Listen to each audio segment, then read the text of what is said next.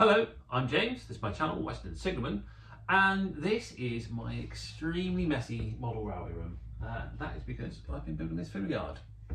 It's not complete, but it's almost there, so why don't you see how I've been getting on.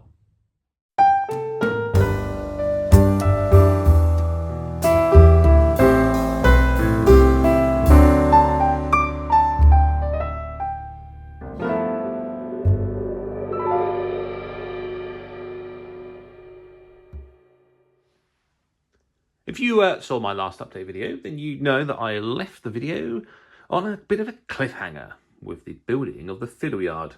Was I going to complete it? Well, I haven't actually completed it yet, but the tracks are down. Except the points at that end. They are just in place but not been fixed. So this is as far as I've got, which is laying the roads. So the original plan was to have spur siding coming off this set of points here and coming around here. And as you can see, that hasn't happened. And the reason for that is the curvature of the track. So when I laid everything out, it looked like it fitted. But when I ran Mark 3 and Mark 4s on the curve here, it was apparent that this setup was not going to work. And I couldn't sort of build a road there and then build this road a bit more further in. That wasn't going to work either. That affected the whole layout. So unfortunately that road had to go, which is a bit disappointing because obviously it was going to be about 8 foot long, which would have been great. However, it is what it is. The other change I've had to make is that although you can see there's 11 roads here, this road has had to become another spur. So this holds 3 cars, and the reason that has ended up like that again is because the curvature of the track, which has to go around the wall here where this pillar sticks out, so all the lines have had to just skew a little bit, and again it's to allow the Mark 3 and Mark 4s to pass each other without hitting.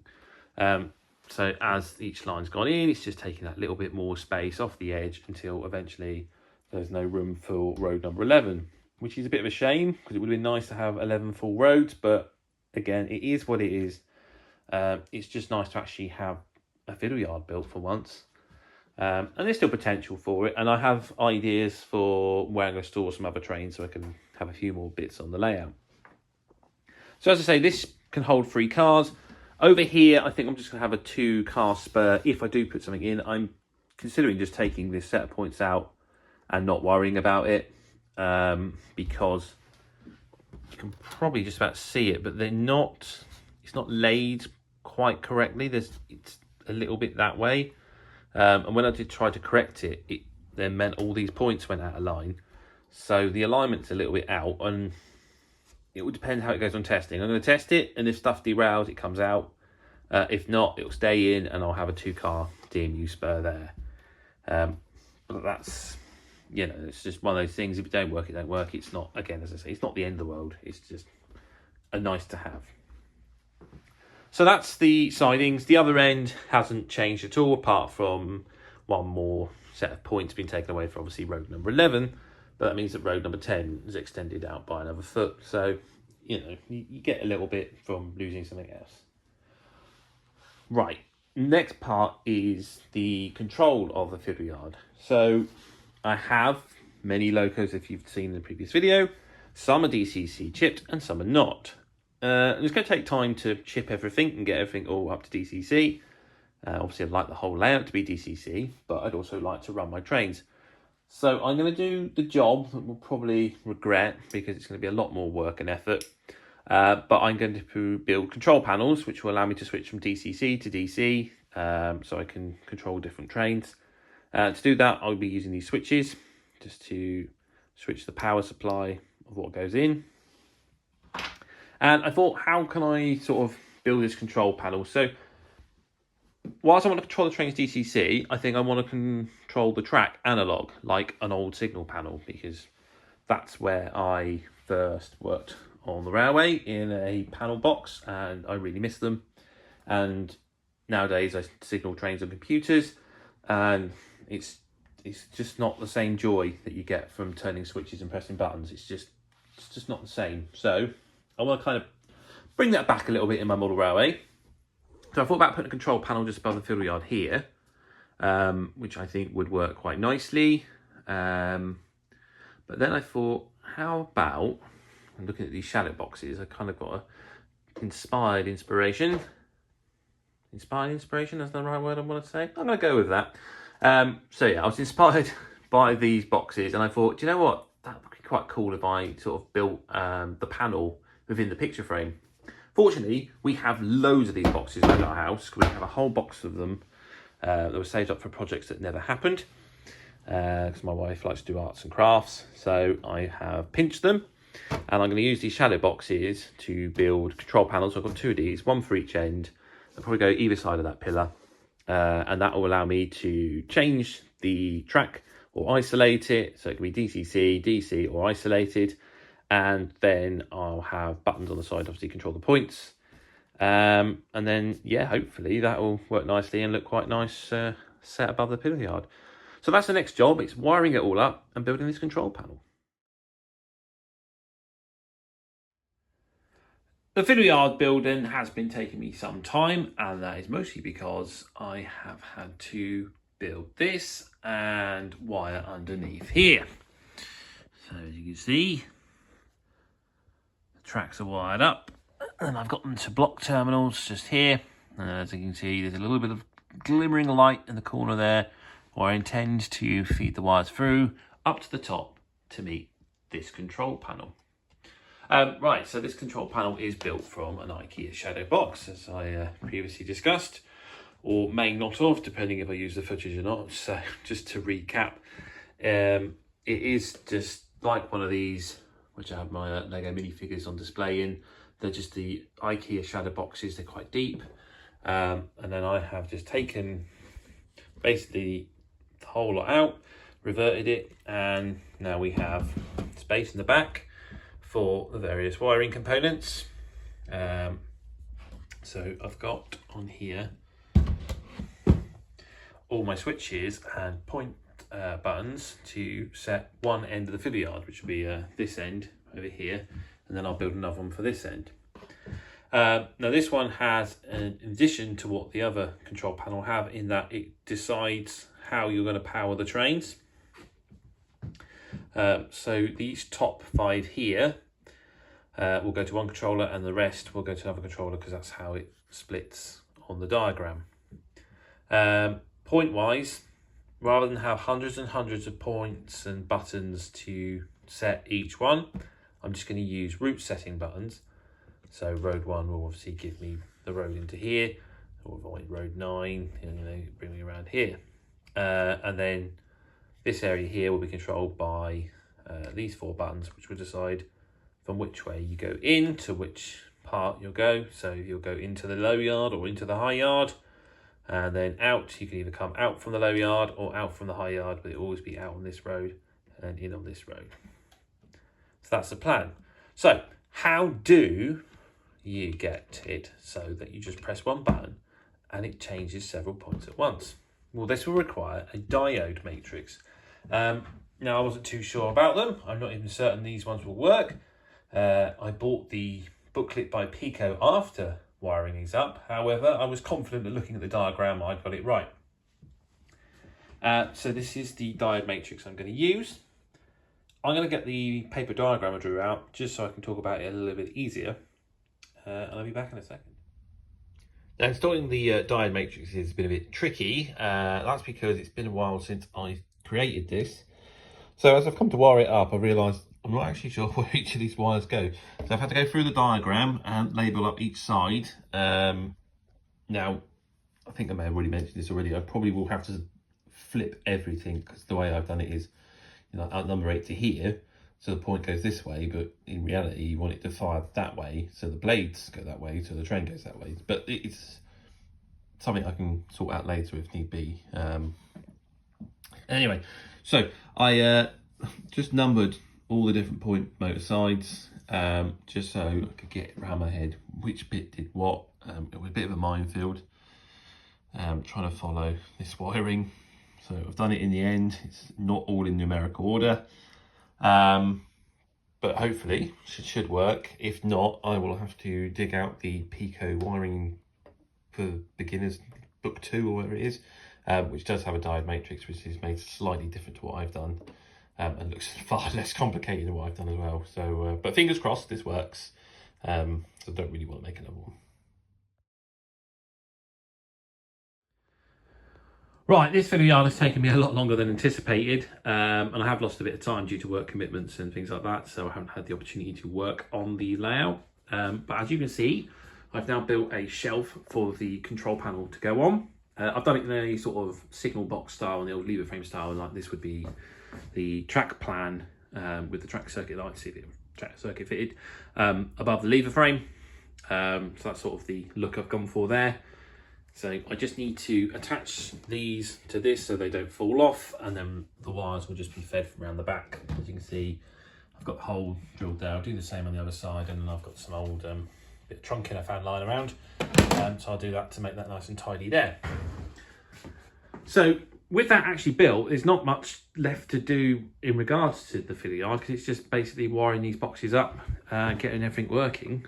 And then hopefully that'll mean that the fiddle yard is done for now. I want to do track detection at some point, but that will probably be a little later project. I'm not desperate to get into that. I'd rather get some trains running at the moment. Well, it's taken some time, but I finally have one of the control boxes all wired up. And there's a lot of wire, as you can see. So we're going to run down here, I'm going to get some trunking to cover that all up. And then we just go underneath. You can see where it all starts to venture off. So it's for various point controls, track control, and the power supply as well.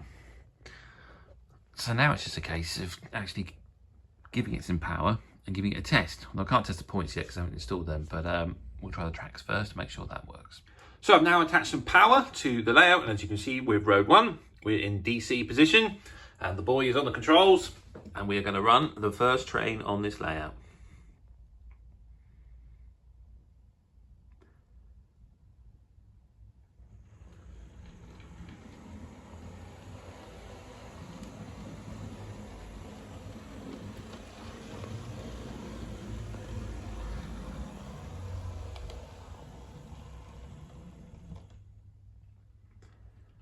Happy days.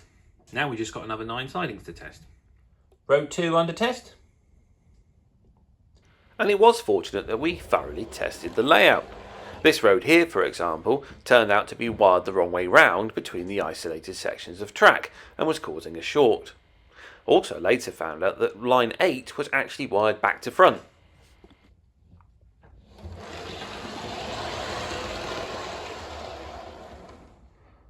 So you can probably tell with the amount of locos that I've now got out onto the sidings, the boy was very excited in helping me test the track. Unfortunately, road 7 has no power whatsoever, and I can't work out why. I also can't find my track tester to try and eliminate where the problem is. It's somewhere in here, but I've been looking everywhere for it. I can't find the damn thing. And the spur here also has no power, so I'm not quite sure what the issue is. I suspect it's where I've wired on this circuit board, and the same over here. They're probably just not the best joins because the power runs through to the switches over here, you know, because 6 gets power, 8 gets power, so therefore 7 should be getting power. They're soldered fine there for the out, so I'm not entirely sure. I mean, I might, if I put DCC on there and just try and do it on the DCC side, and then that might eliminate where the issue is. But yeah, I suspect it's got to be around here, but we'll see. Okay, as suspected then, the issue was some poor soldering around here and for number 7 around here. So I have soldered them. I've made my own tester as I couldn't find the Gauge Master one I owned. This is just essentially an LED with a resistor and a couple of wires, and as demonstrated here, the boy patiently waits so he can run his trains. Try and do this one-handed. I might need his help. You hold that wire onto the other rail.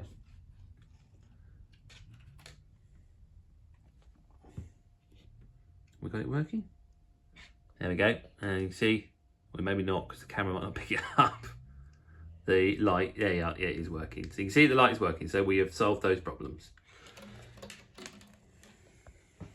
Well, With all the tracks working, the boy has taken advantage and has decided to get out as much rolling stock as he could get his hands on.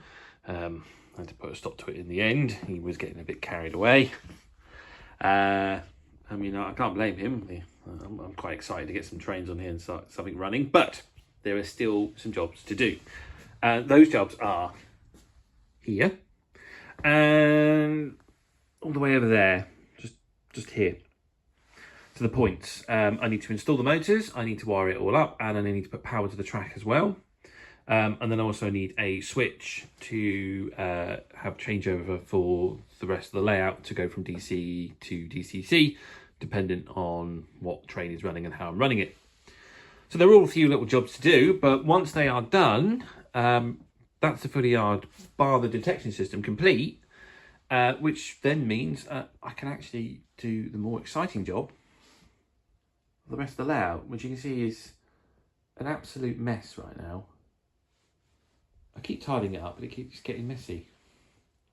I'm sure everyone else's model railway room looks like this. Okay, right, here is the point motors. So exciting, I know. All installed, and even better, there's no issues with them going across. You can hear the clicks, so they should fire. I can't reach that one. That one turned out to have a shorter arm, which could cause problems later on because I was planning to fit micro switches under here. So I might have to change this one. So they're all in place. And you can see there's just dangly wires now. So it all needs connecting together. Okay, so as you can probably see from under here, all the point motors are now wired in. It's all connected up. And try to do a bit of testing, but you'll see in a second. Some points do fire. So if I do the low spur, that's fired across now. So that one's in the correct position. That one's in the correct position. That one's in the correct position. That one won't fire. That one doesn't fire no matter which button I press. So it makes me think it's probably a wiring joint on the circuit board that I've built, and it's not sending any power to throw it that way. I've got the same issues over here. This point here bizarrely will fire this way, tries to fire back that way, but won't carry back over. So that could be just a dud point motor. So I've had a little play around with things. I think what I need to probably do is rebuild those these circuits, just because that's quite complex. And now for me to try and find out where the issue is for, say, that point motor that will fire one way but not the other, it's more than likely a soldering joint, but get my head round what I've made. That's quite complex, and the one in the Pico guide is a lot more simple. So I think I might have a go at building the Pico one and just seeing if that will solve a few of my problems. You know, this was a first attempt anyway, and I wasn't expecting it to be spectacular. I'm actually quite pleased that some of them do work. At least I've got an understanding how it works. So I'm going to have a go at rebuilding these and hopefully get the points to fire correctly. So I had a thought before deciding to rebuild this circuit board, was just to test the circuits themselves, make sure everything works. Now, I've just done that with my little LED tester that I knocked up. It's all wired up, and the only one I found issue with is with the blue input for two of the outputs, which now is working. So there's no issue. So I've done something here. So it wasn't working. There was a problem there. It still needs a solder joint testing. So, look, I'm going to show you a bit of the other footage. The only reason I'm re-recording this is because the boy walked in and talked over the video, but it was at one point not working. So I'm pleased to see that it is working now. That's good. I'm just going to test the other wire, because it was this other blue wire here that wasn't working. But it should do if it's all in the same circuit over here. Give me a sec. So next test is just to make sure that the buttons are working. So I've just wired up the LED. As you can see, that's road 6 working there. So that's one of the point motors that wasn't firing. So I know that the circuit works. I know that the button works. So it has to be the point motor for the reason why that one isn't firing. So I will test the point motors next, but I'm just going to go through all the buttons to make sure they all work. Right, so I've gone through all the switches for the low side of the fiddle yard, and the little light has lit up for every single one. So I know that the power is getting to these 6 terminal blocks. I also know, apart from the blue, that the power passes through the circuit into all of these. So the question is, why aren't the point motors firing? Now, it could be the capacitor discharge unit may not have enough power in it to throw all the point motors at once. It's a Gauge Master one. It claims it can do up to 6, dependent on the point motor. But as these point motors are their point motors, I would have thought it would have worked. So I've got my very old trusty Hornby controller here. Usually used for the old Lego train, but unfortunately the wheel fell off that the other day, so that's now in retirement. And so the controller's become redundant. So I'm going to use it to try and test these points. Just a quick surge of energy on each wire, just to see if the point will throw or not, and I'll try and see if I can detect any duds. This is a two-handed job, so I won't be filming because I've still not got around to buying a new light ring after the other one broke. So I'll see you after I've done some testing. Okay, so I've tested all the point motors, and bar this one seems to have a few issues, doesn't fire very well, as does this one. The others, they all fire fine from underneath and applied power to. So I am concluding that the issue is the capacitor discharge unit, and it does not give enough power to throw all the points at once. It's the only thing I can think of. So I think I might need to invest in a more powerful CDU. It's a bit annoying, but there we are. That's just the way these things go. So I'm sure I can find use for that other CDU and something else, another project. I'll probably put it on the narrow gauge railway, actually, thinking about it. That was always having issues throwing points. So I'm going to wire this all back up to as it was before, and just I'm going to have to change this point motor and this point motor, just because they were. I think this one might actually more be a point issue than a point motor issue. I'm not sure. I might try a realignment on it. That one's definitely just gone. I don't think it just doesn't work very well at all. So that's what I'm going to do. I'm going to do all that, and then I'm going to wire the track up so that the trains can run on this section of line. So while I'm trying to rectify things, I have resoldered this circuit board, and now you can see the power's on there, and that's not very obvious, but the light is on. There you go. So that's all resolved now. That means every circuit on here has been tested and works. As I say, I've tested every point motor. I'm just in the process of trying to swap them over. I've swapped that one, but it seems to have not gone very well. Basically, when I've tried to screw it in, the bar has slipped out, so I need to replace that. And then that one's still replacing. I'm not quite sure what's wrong with that one. That one's very bizarre, but I think that one might just be a bit too tight at the angle, but we'll see. So I've changed the point motor over, but I'm not quite sure what's going on, because this one is the same. I can get it to fire this way, but it'll power to go that way, but it will not go that way, which makes me conclude that it can't be the point motor. It's got to be the point.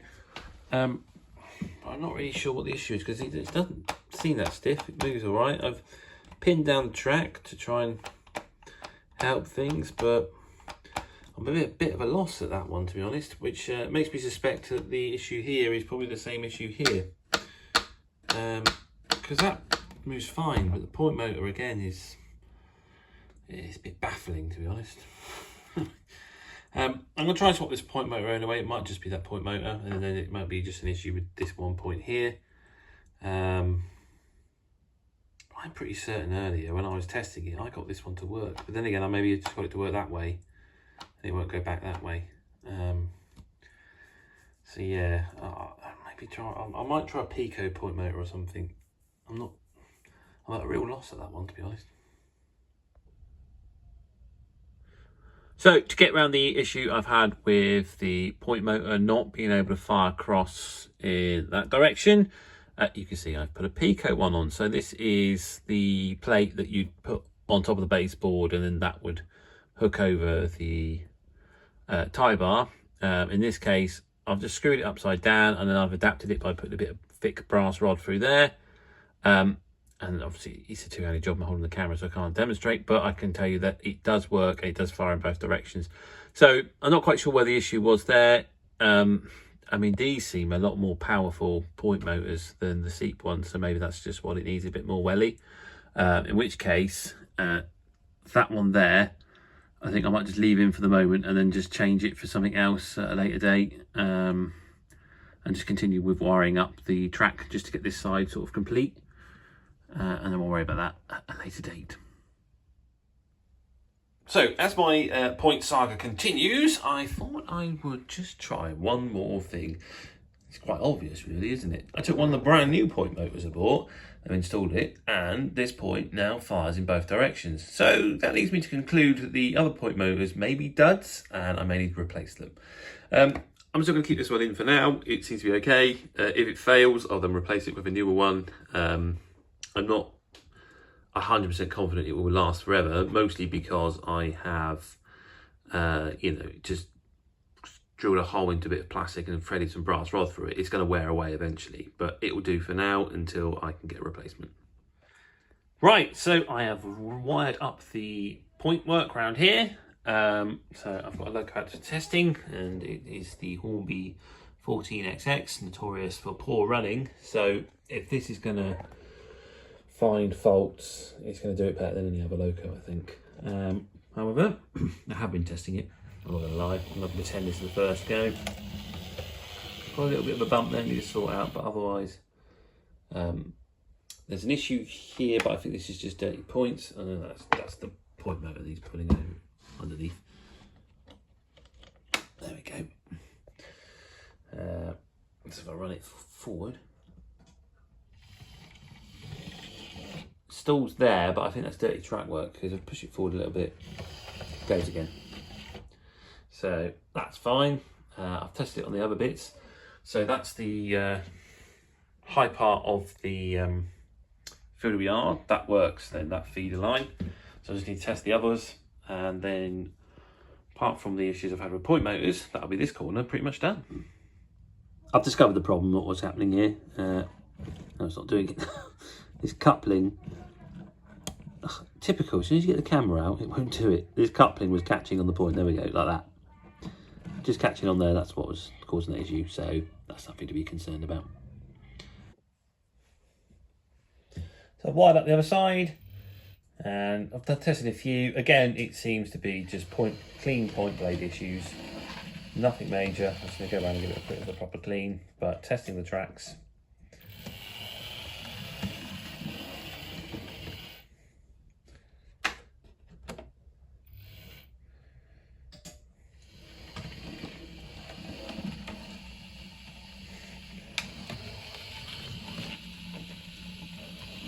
Not quite sure what's going on there. I think this is more of a loco problem than anything else. Yeah. Doesn't like that frog there. Oh dear.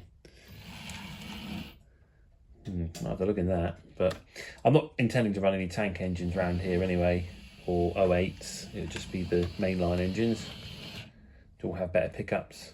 Oh yeah, that's died there because that track's dead. So there you go. That is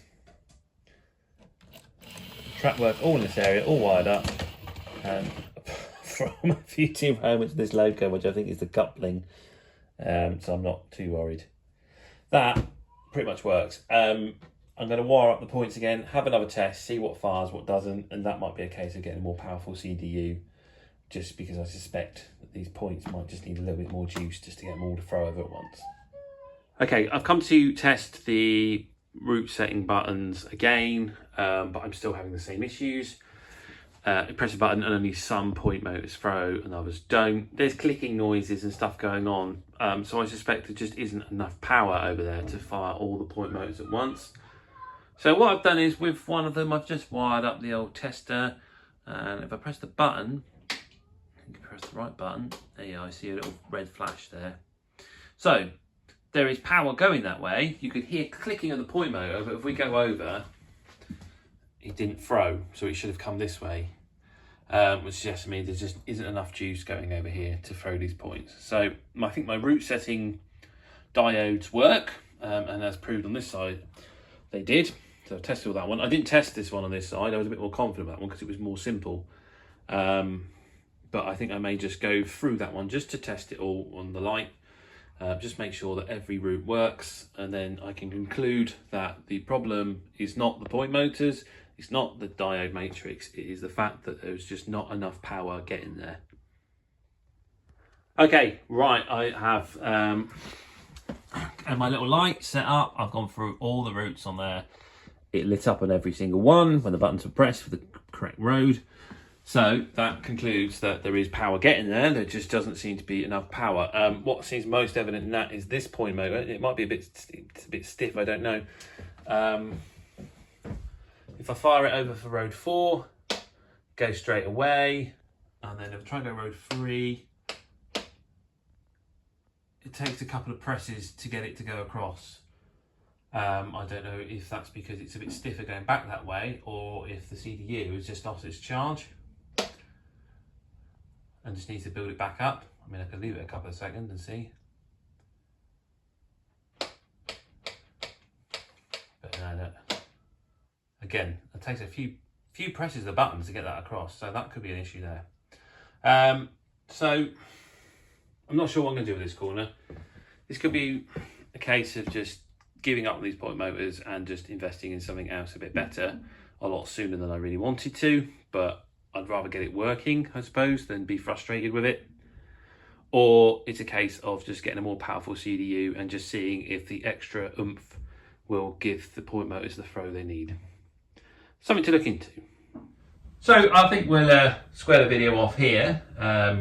As I say, the video yard is not quite complete. I still need to fix these points down, put point motors in, build the diode matrix, etc. all for this end. But that end, apart from the issues of the points not all firing at once, which I need to get round, I'll probably look at a more powerful capacitor discharge unit and take it from there.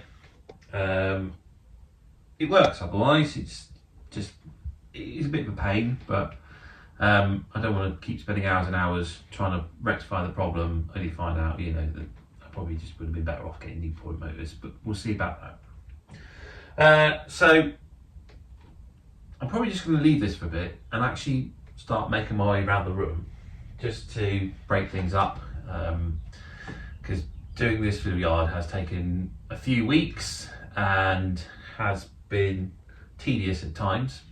So let's move on to something a bit more enjoyable. So hopefully you've enjoyed this episode.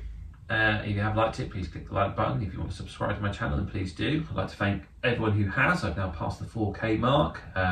It's been a hell of a climb to get there, but finally been achieved. So thank you very much if you have subscribed. Don't forget, myself and Empress Path have now teamed up in Avengers style with our very own Model Railway podcast, so please have a look for that. That's the Model Railway Replacement Podcast. You can find it on this YouTube channel. I have uploaded the RSS feed. You can also find it on SBJ's channel, Empress Path. And if you're out and about, then you can find us on Spotify. Apologies, we are having trouble with Amazon and Apple Music still.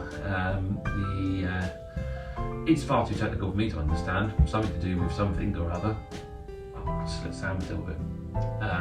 But we will hopefully resolve those issues so that you can use other platforms to listen to it. So I've been James, this has been Western Signalman, and thanks for watching.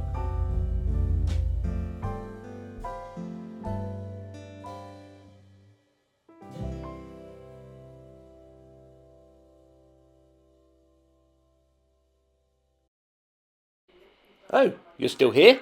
Why not watch another?